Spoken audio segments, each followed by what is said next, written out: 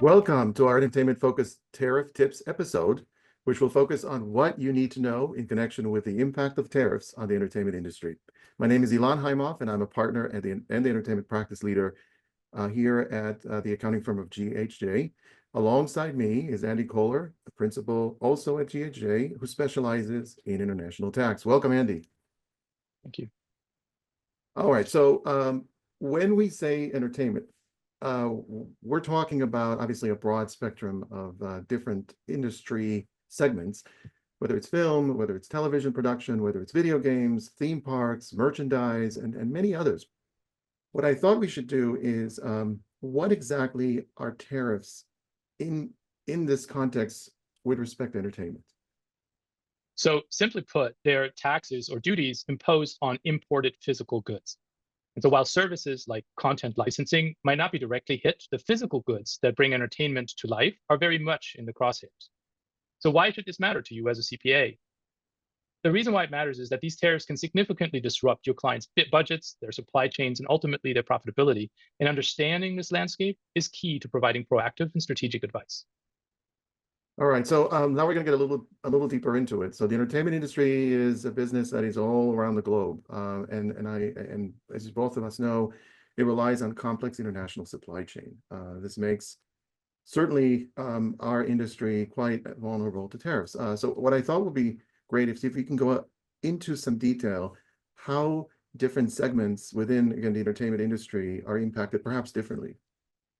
Sure. Let's break down some common imported items that are being affected. And so for film and TV, think about the essential tools of the trade. High-end digital cameras, lenses, lighting equipment, sound gear are often manufactured in countries like Germany, Japan. And tariffs on these items directly increase the production costs of those movies.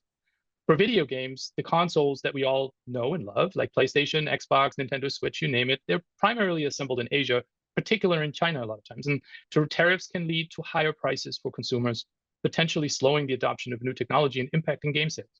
And then if you think about theme parks and merchandising, whether that's online or sold in a theme park, the components of the rides that you see, many of those goods are imported, and tariffs on those products squeeze profit margins at the end of the day for both the entertainment giants as well as the smaller licensees. So in summary, the impact on production operations is quite multifaceted.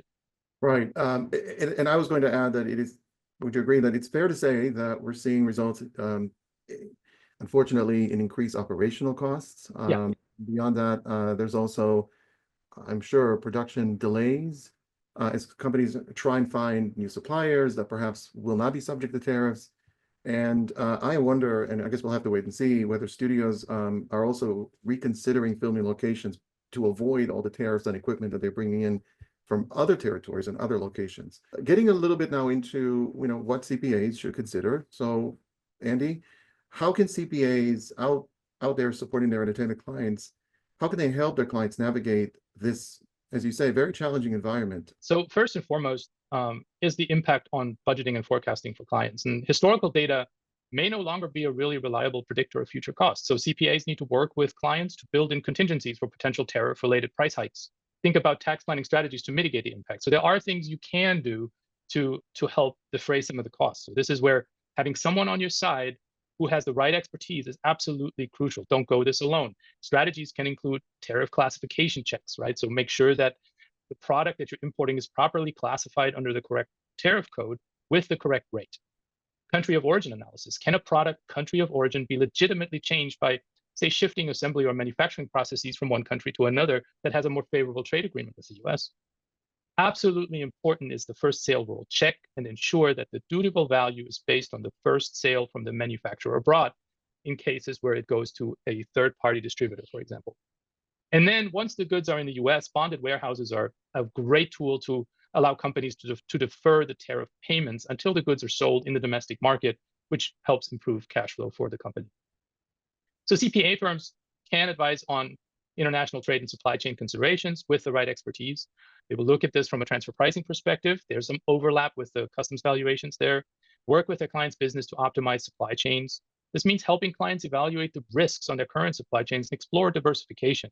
Is there an over-reliance on a single country for manufacturing? What are the long-term implications for shifting suppliers? What are foreign exchange rate risks to consider? Transfer pricing, withholding tax, local tax, and treaty implications. These are all critical questions to address that require CPA to have global connections to provide holistic advice to their clients. China seems to be a place that we need to focus on. When thinking about impact to clients, and with the ongoing negotiations, we are still not with any idea, right, at this point in time, as we look for the rest of 2025, as to how that trade negotiation will end up. China obviously is a major manufacturing hub for many clients. Many people are focused on China, and when the United States imposes tariffs on Chinese imports, a US-based company, perhaps in the area of, say, video games or gaming or anything that is requiring a manufacturing of hardware, certainly are going to be facing significant cost increases. And how do we manage that, and how do we work through that, certainly is going to be a challenge.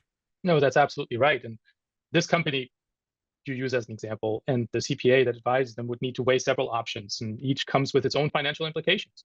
So one thing is you can absorb the cost, simply eat into your profit margin. You can pass the cost on to consumers in a very simplistic scenario, but this obviously you increase the price, you lower demand, leads potentially to a drop in your sales, especially if you have competitors that manufacture under the USMCA or maybe domestically that are not as affected. You can shift manufacturing. You could explore moving assembly to another country like, say, Vietnam or Mexico. That is a big undertaking that involves significant upfront investment and potential logistical challenges. So we've seen companies across the entertainment spectrum grapple with those decisions. And for example, some video game producers heavily relying on Chinese manufacturing, for example, have had to increase their prices, while others are actively exploring alternatives or even domestic production options. But the impact of the additional tariffs cost that is either absorbed, passed on to consumers, is likely going to be significant unless a favorable deal is reached. Let's take a quick look at how the tariff for our video game company, if we want to use that as an example, would be calculated. And the starting point for the customs valuation is usually your transaction value. That's the first method that you apply in determining your dutiable value. That is the payment the buyer makes to the seller, and it includes all payments that are made as a condition of the sale. And that includes packing costs, selling commissions, any assists provided by the buyer, and sometimes royalties and license fees. Cost of freight, insurance, and other charges related to the transportation itself can be deducted from the customs value if they are included on the invoice, and any charges incurred after the goods are imported into the US are also obviously not included. And then lastly, it's important to know that there are actually several prescribed valuation methods, and there's an ordering rule that tells you which one to use, and you start with the transaction value method, and then you kind of move on from there. I mentioned this before, obviously there are trade negotiations going on between the United States, China, and many other nations. As we think of policy and even industry trends, what should we all be watching for in the coming months, in the near term, and even like the rest of the year? And how and why should CPA stay informed about the current global trade negotiations developments, which seem to change almost, it seems, every week?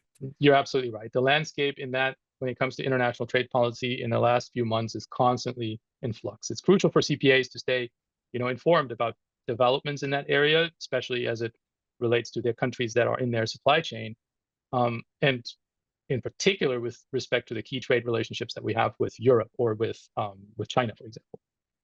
Thank you, Andy. And just to recap everything that we've talked about, we all recognize tariffs are significant and a growing concern across the our various industries, but for us, certainly in the entertainment industry, impacting everything from production costs to all the way out to prices that are affecting consumers.